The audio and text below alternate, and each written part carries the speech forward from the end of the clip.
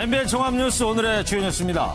검찰 개혁을 촉구하고 조국 법무부 장관에 대한 검찰의 수사를 규탄한 집회에 주최 측 추산 200만 명이 운집했습니다. 이런 가운데 검찰은 예정대로 조 장관 부인 정경심 교수 소환 조사 준비에 매진하고 있습니다. 서울 이남 지역 최초로 충남 홍성에서 아프리카 돼지열병 의심 신고가 접수됐지만 다행히 음성으로 판정됐습니다.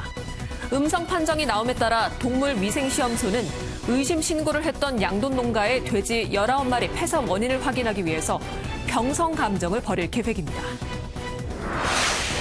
화성 연쇄살인 사건 용의자를 목격했던 당시 버스 안내양이 최면 조사에서 용의자 이춘재의 사진과 범인의 모습이 일치한다고 진술했습니다.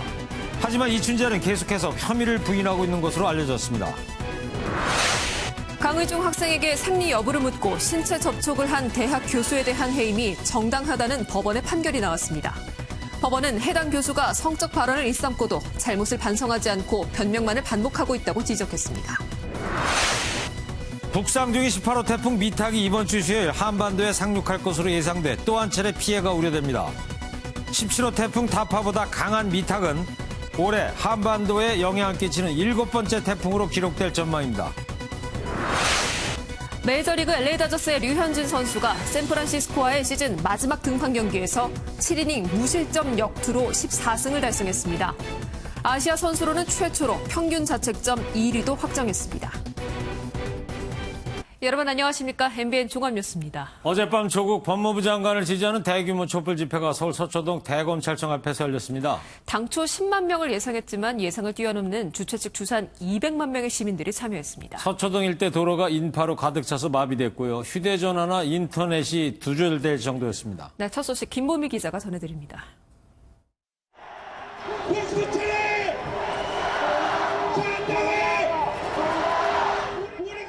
서울중앙지검이 있는 대검찰청 앞으로 촛불을 든 시민들이 거리를 한가득 메웠습니다. 참가자들은 조국 법무부 장관에 대한 수사를 규탄하고 검찰개혁을 요구했습니다. 주최 측은 당초 이번 집회에 10만 명 정도가 참석할 것으로 내다봤지만 예상을 뛰어넘은 200만 명 가까이 집결했다고 밝혔습니다. 기본적으로 이 조국 현상하고는 상관없이 사법적폐를 염원했던 시민들이 주체가 됐었던 거거든요. 늦은 시간까지 광주와 대구, 부산 등 전국 각지에서 관광버스를 타고 상경한 참가자들의 합류 행렬도 이어졌습니다. 인파가 한꺼번에 몰리면서 한때 서초역 부근에서는 통신에 차질이 생기기도 했습니다.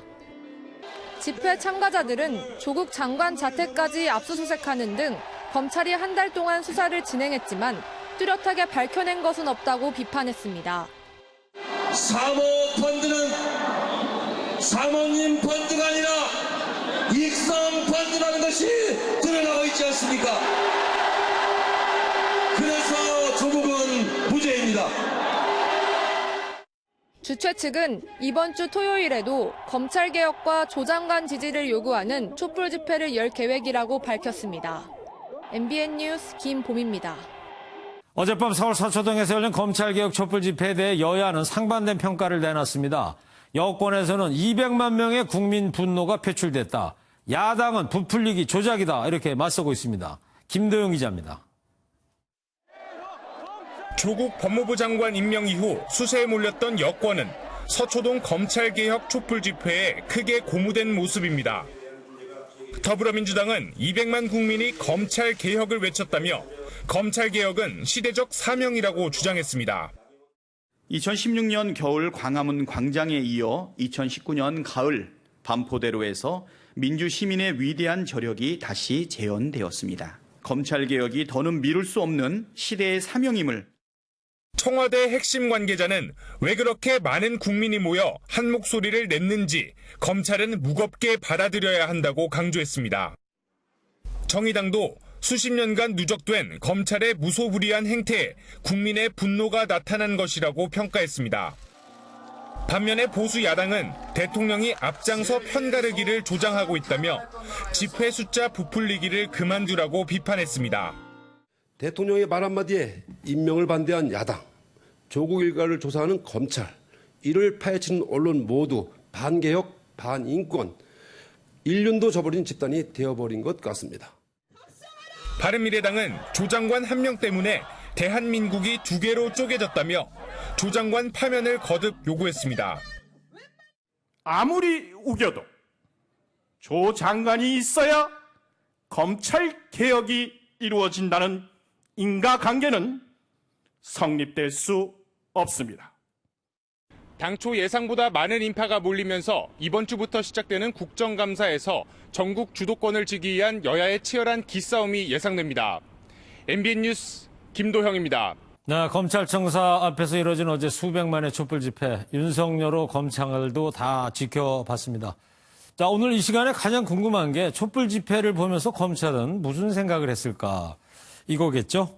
자, 그래서 현장에 취재 기자를 내보냈는데요. 유호정 기자. 네, 서울중앙지검입니다. 검찰도 어제 집회 상황을 지켜봤을 텐데 오늘 오후에 윤석열 총장이 입장을 내놨죠?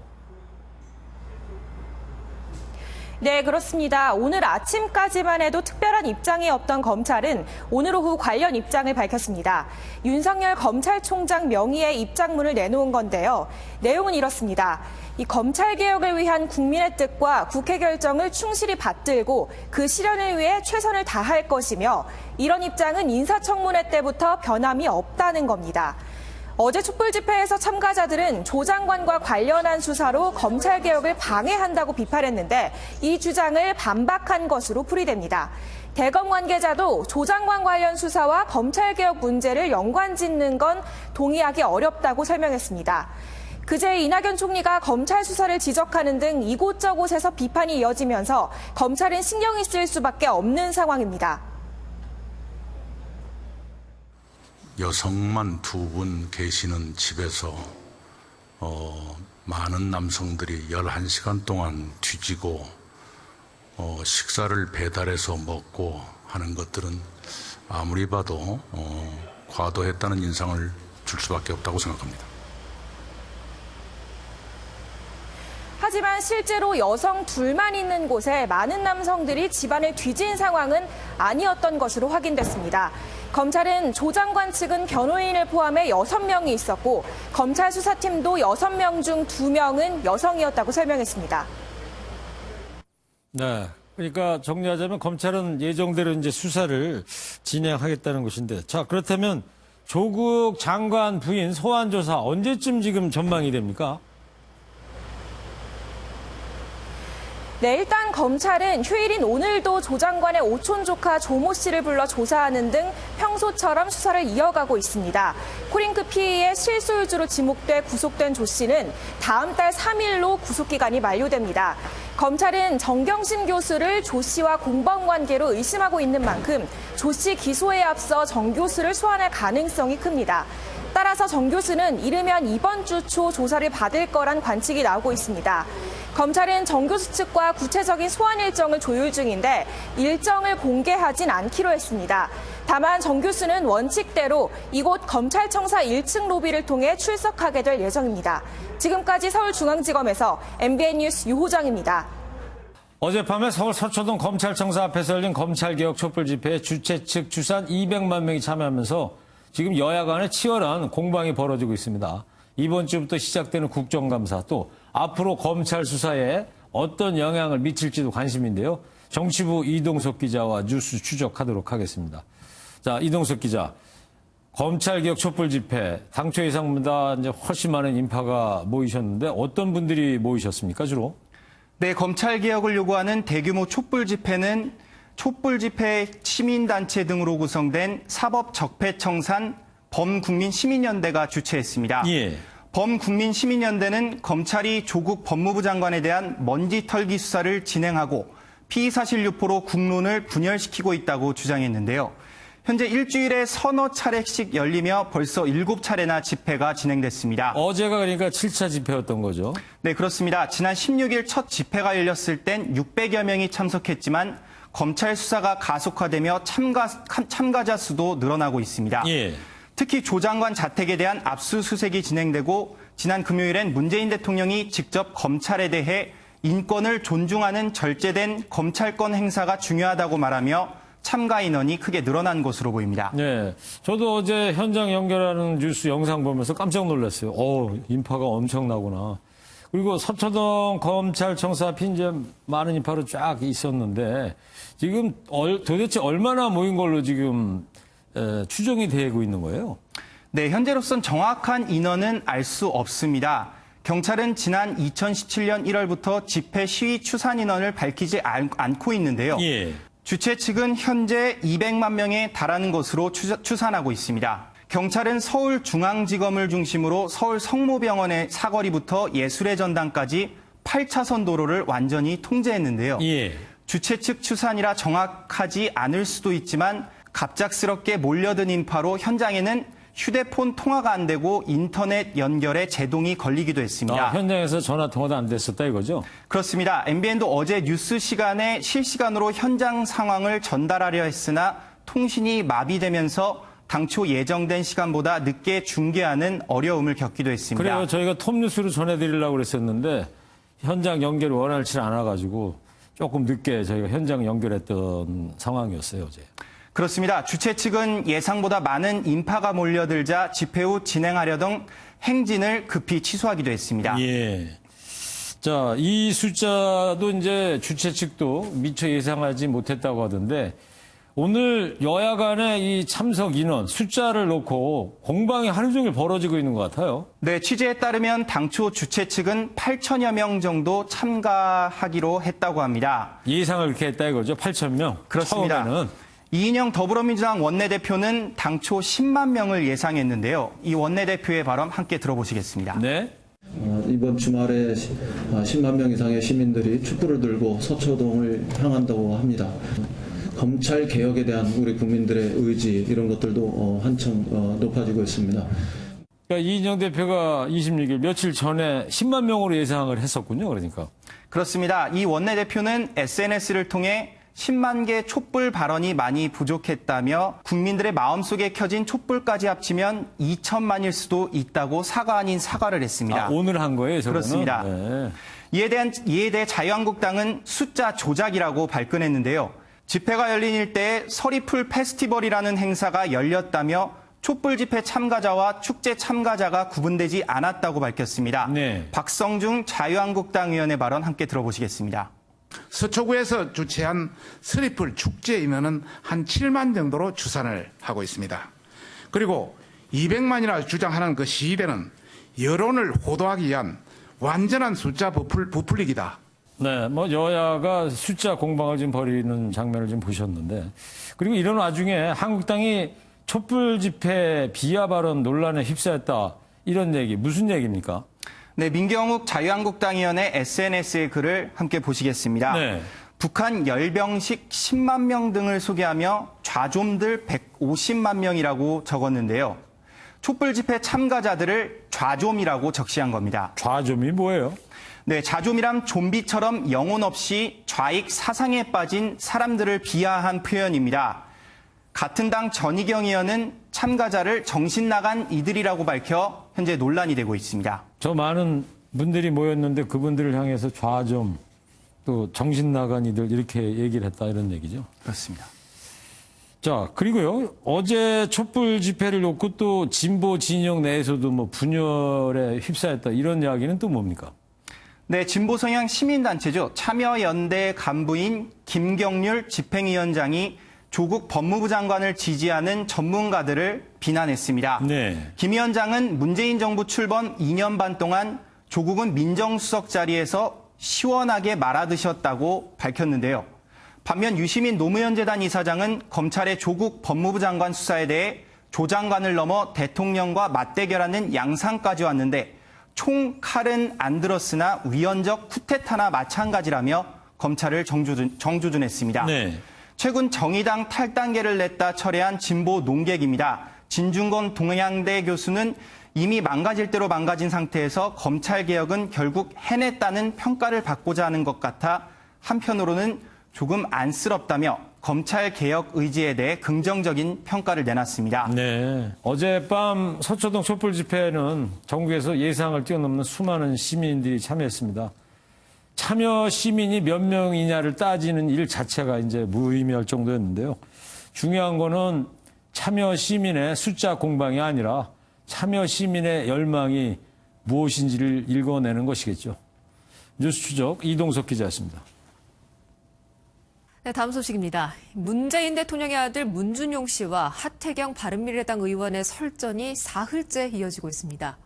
하 의원이 문 씨가 특혜 채용과 관련된 수사 기록 공개를 거부했다고 주장하자 문 씨는 누명을 씌우고 있다며 반발했습니다. 황재현 기자입니다.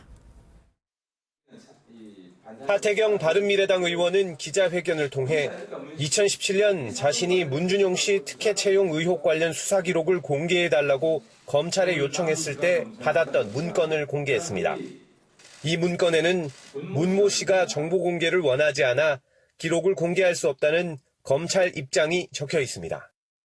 하 의원은 문모 씨는 문준용 씨일 수밖에 없다며 이를 근거로 문준용 씨가 수사 기록 공개를 원하지 않았다고 밝혔습니다. 지난 27일 문 씨의 나는 수사 기록 공개에 찬성한다는 주장을 정면으로 반박한 것입니다. 문준용 씨가 이 수사자료 공개를 막은 겁니다, 본인이. 저는 정보 공개 거부를 검찰에게 요구한 적이 없다. 이렇게 정말 뻔뻔하게 거짓말을 한 겁니다. 그러자 문 씨는 오늘 오후 자신의 SNS에 반박글을 올리며 하 의원이 별건으로 누명을 씌우고 있다고 말했습니다. 문 씨는 기록 공개 반대 의견을 표한 적 없으며 검찰에서 나의 의견을 묻는 절차도 없었던 것으로 기억한다고 주장했습니다. 자신 또한 수사 기록 공개에 찬성하며 이를 위한 행정소송까지 진행 중임을 알린다고 덧붙였습니다. 문 씨는 앞서 곽상도 자유한국당 의원과 아버지 찬스 논란으로 거센 논쟁을 벌이는 등 보수 야당의 표적이 되고 있습니다. MBN 뉴스 황지연입니다. 어제 엄청난 불기둥을 동반했던 울산 선박화재가 18시간이 지난 오늘 새벽에서야 가까스로 진화됐습니다. 선체에서 아직 연기가 나오고 있는 터라 사고 원인 조사는 시작조차 못하고 있습니다. 현장에서 강진우 기자가 전해왔습니다. 거대한 불기둥을 끄야 하는 만큼이나 선박화재 진화는 쉽지 않았습니다. 불이 난 배에는 폭발성이 강한 석유화학 제품 30종 2만여 톤이 실려 있었기 때문입니다. 객실이 완전히 구획된 선박화재이기 때문에 유류화재로서 폭발 현상이 일어나서 진입에 좀 곤란한 점이 있었습니다. 불은 사고 발생 18시간 30분 만인 오늘 새벽에 진화됐지만 보시는 것처럼 사고배에서는 아직까지 연기가 새어나오고 있는 상태입니다. 불은 잡혔지만 부두는 아수라장으로 변해버렸습니다. 폭발의 위력을 보여주듯 멀찌감치 떨어져 있던 차량과 적재물들이 완전히 타버렸습니다. 부두 바닥에는 폭발물 잔해들이 붙어있고 해상 오염이 시작돼 오일펜스도 설치했습니다. 사고 원인이 나오는 데까지는 상당한 시간이 소요될 전망입니다. 석유화학 제품이 아직까지 그 배 안에 많이 실려 있는 상태고 배 열기가 아직 식지 않은 상태입니다. 조사하는 데 시간이 조금 소요가 될 것 같습니다. 다행히 사망자는 없었지만 하역 근로자와 구조에 나섰던 해경 등 18명이 부상을 입는 등 인명피해도 적지 않았습니다. MBN 뉴스 강진우입니다. 서울 이남 지역으로는 처음으로 충남 홍성에서 아프리카 돼지열병 의심 신고가 접수됐는데요. 다행히 1시간 전쯤에 음성으로 판정됐습니다. 하지만 국내 최대 양돈 밀집 지역에서 신고가 접수된 만큼 전국 확산에 대한 공포 여전합니다. 먼저 김영현 기자의 보도를 보시고요. 다행히 음성 판정은 받았지만 공포는 여전한 홍성과 충남 지역 상황, 그리고 앞으로 돼지고기 수급 어떻게 되는지 뉴스 추적하겠습니다.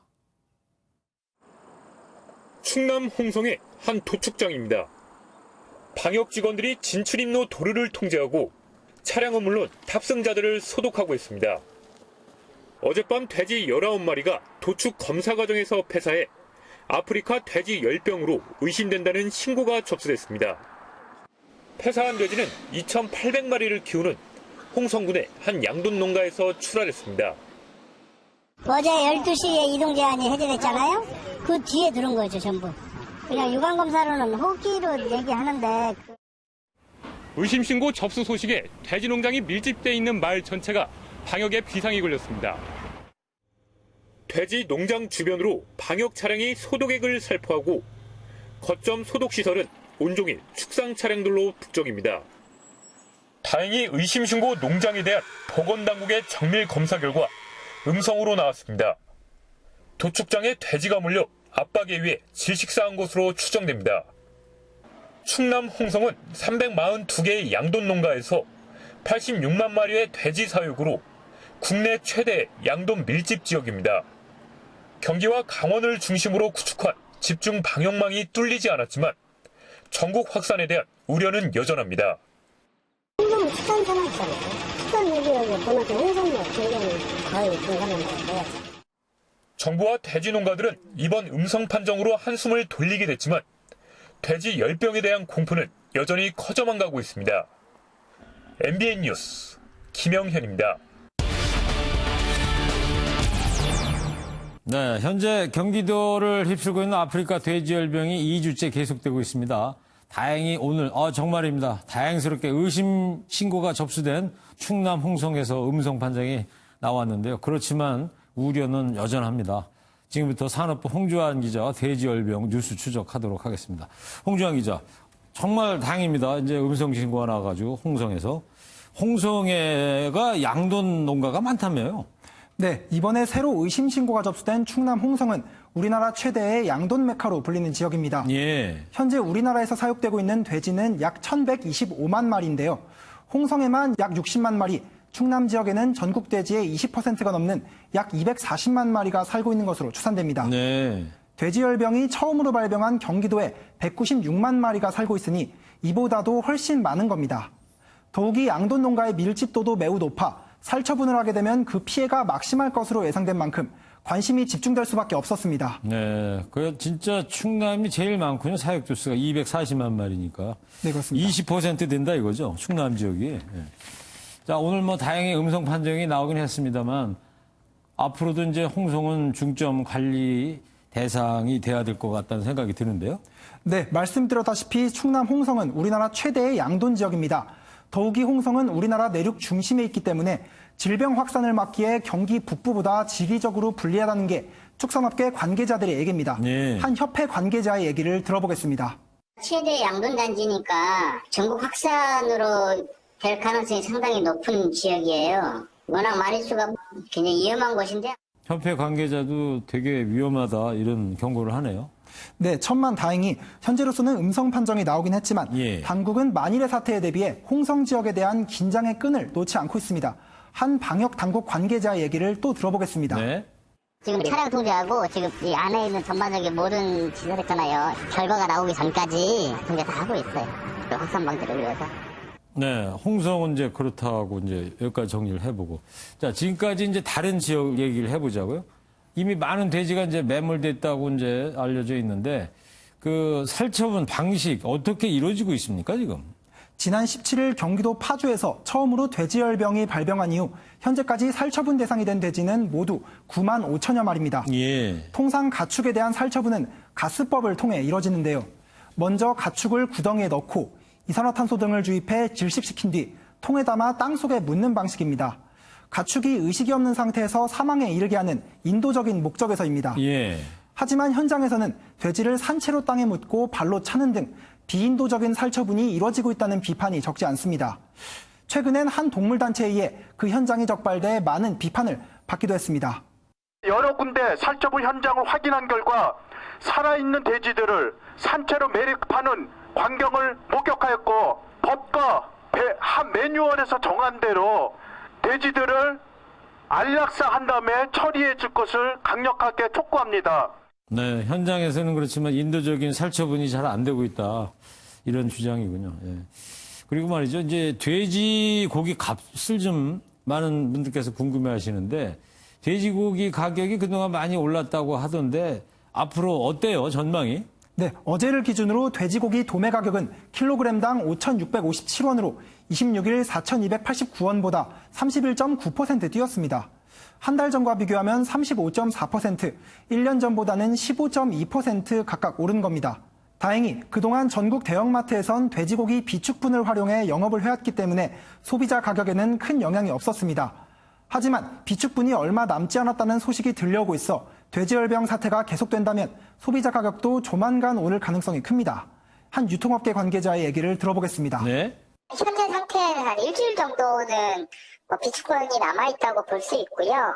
이 상황이 지속된다 그러면 한 일주일 후부터는 소비자 가격 역시도 올라갈 수 있는. 한국농촌경제연구원도 다음 달 돼지고기 가격이 지난해 같은 기간보다 오를 것이라며 돼지열병의 영향으로 가격 변동성이 클 수 있다고 전망했습니다. 남부지방도 걱정이 많다면서요?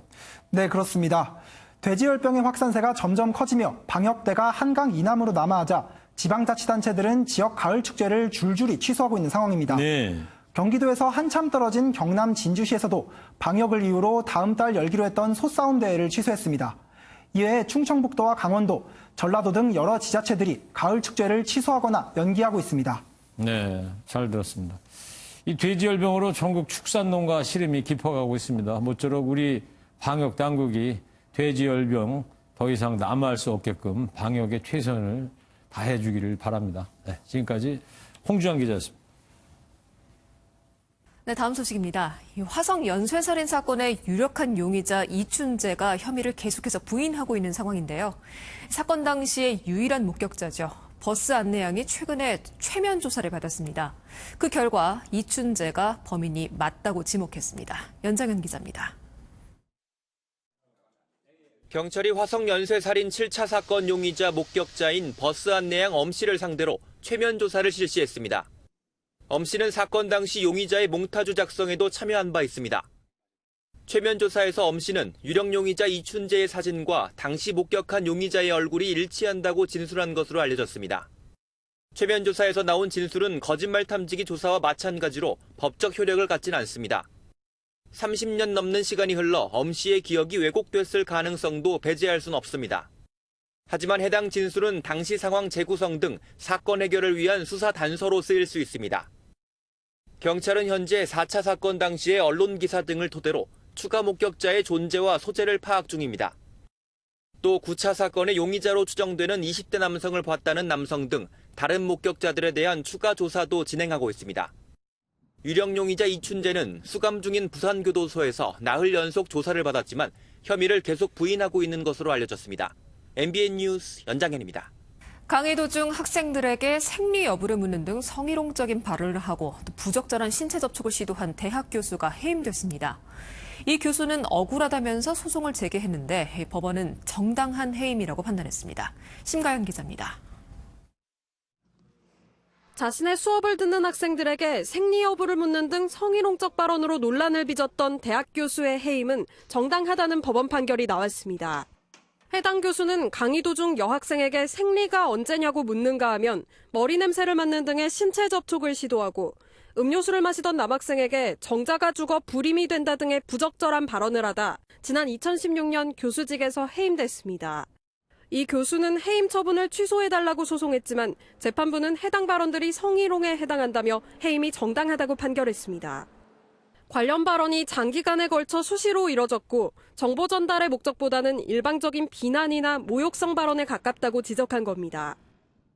교수가 한 말과 행동은 객관적 시각에서 볼 때 성적 수치심을 주는 성희롱 행위에 해당하기 때문에 해임 처분은 정당하다는. 하지만 해당 교수는 성희롱 발언을 한 적이 없으며 환경 호르몬의 위험성을 교육하는 과정에서 나온 발언일 뿐이라고 주장한 것으로 알려졌습니다. MBN 뉴스 심가현입니다. 서울 강남클럽 버닝썬 사태에 연루된 경찰관들 중에 한 명이 최근에 파면된 것으로 확인됐습니다.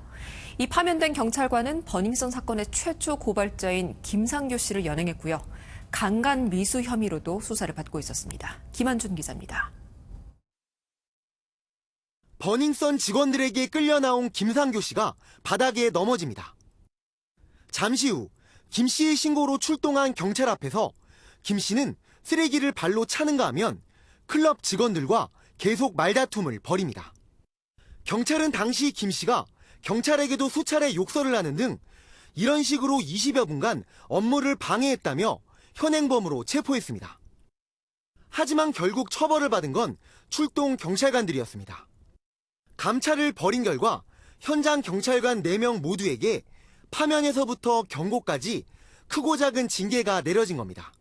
특히 파면된 A 경사는 김상규 씨 사건과는 별도로 강간 미수 혐의로도 입건돼 수사를 받았는데 두 사건이 병합되며 최고 수준의 징계를 받게 됐습니다.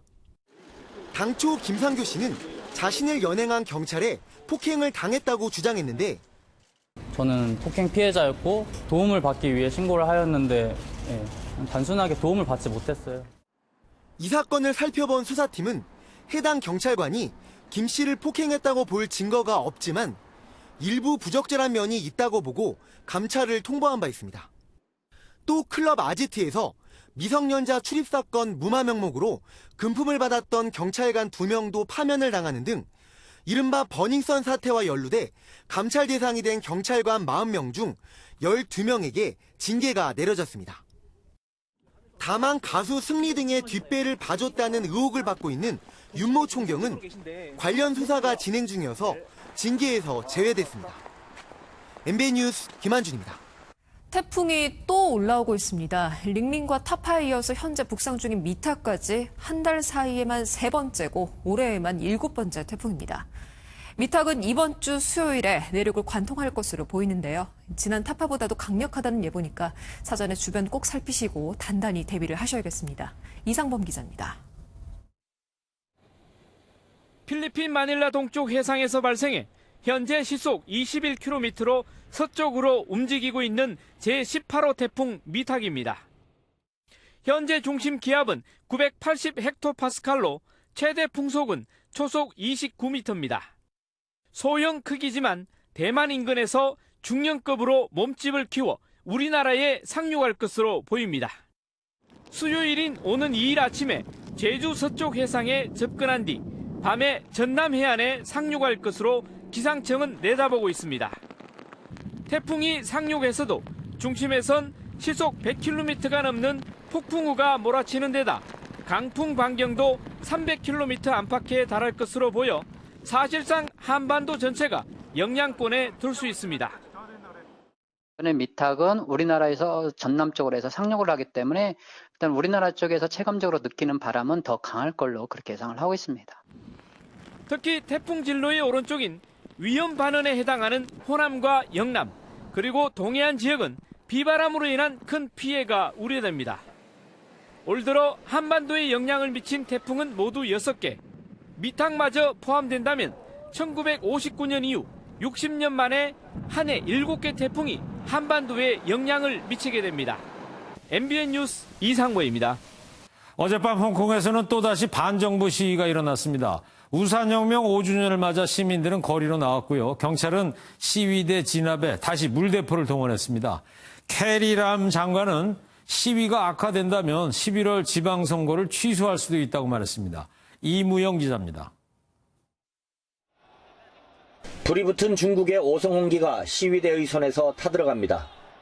다시 등장한 진압경찰의 물대포가 물을 뿜고 시위대는 이에 맞서 혁명의 상징인 우산을 펼쳐 저항합니다. 지난 6월부터 17주째 이어온 홍콩 주말 집회가 우산혁명 5주년 기념일과 겹치면서 규모와 강도가 더욱 커졌습니다.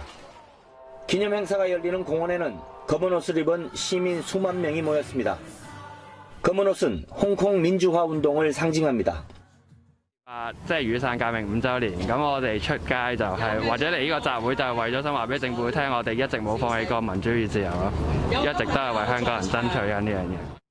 송환법 철회 결정과 관련해 중앙정부가 승인했다는 보도가 나왔지만 시위대의 마음을 돌리지는 못했습니다.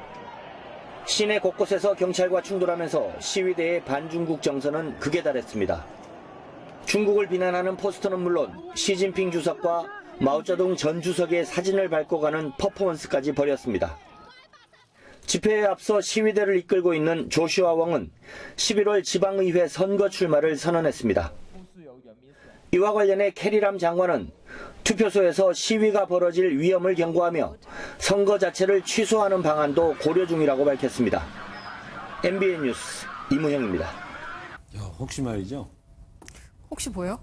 혹시 요즘도 저 여탕에 남자 어린이 보여요? 아, 그럼요. 엄마 손 잡고 오는 경우가 가끔 있는데 그럴 때마다 조금은 민망합니다. 근데 왜요? 뭐 무슨 일 있으세요? 아니 뭐 저도 옛날에 한번 가봤는데 아, 예. 어린 마음에도 창피했던 그런 기억이 나서요. 그러셨어요? 그래서 2021년부터는요. 딱 5살까지만 동행을 할 수 있도록 바뀐다고 합니다. 그거 잘 됐네요. 이제 서로 민망할 일 없겠네요. 그렇겠죠? 예. 이 내용은 전민석 기자가 보도합니다. 이르면 내년부터 남자아이의 여성 목욕탕 출입 가능 연령이 5살 미만으로 낮아집니다. 큰 남자아이들이 여탕에 들어온다는 항의가 많았기 때문입니다. 큰 어린이들은 조금 불편할 때가 있긴 한 것 같아요. 쳐다보는 거나 그냥 느끼기에 조금. 인터넷에서도 목욕탕에서 불쾌한 경험을 했다는 사연은 쉽게 찾아볼 수 있었습니다. 보건복지부는 이 같은 민원을 받아들여 현행 6살 미만에서 5살 미만으로 출입 기준을 강화하기로 했습니다. 혼란을 막기 위해 새는 나이를 따르고 여자아이의 남탕 출입도 똑같이 제한하기로 했습니다. 저녁 10시부터 새벽 5시까지 청소년의 찜질방 출입을 막는 규정도 손보기로 했습니다. 앞으로는 각 지방자치단체가 자체적으로 출입 제한 시간을 정하게 됩니다. 보건복지부는 11월 9일까지 폭넓게 의견을 수렴해 개정안의 내용을 확정하겠다고 밝혔습니다. MBN 뉴스 전민석입니다. 소식 들어서 아시겠지만 미국 민주당이 트럼프 대통령에 대한 탄핵안을 꺼내고 있지 않습니까? 앞으로 한 달 안에 탄핵 표결 절차에 들어간다고 하는데요. 그런데 이 와중에 트럼프 대통령 세계적 프로골퍼들과 골프를 쳤답니다. 하여튼 프레지던트 트럼프 요즘 말로 멘탈 각 인정합니다. 구경호 기자입니다. 민주당이 트럼프 대통령에 대한 탄핵 조사 절차를 빠르게 진행할 것으로 보인다. 월스트리트 저널은 야당인 민주당이 우크라이나 의혹과 관련한 탄핵 조사의 범위를 압축하고 속도감을 높여나갈 것이라고 보도했습니다.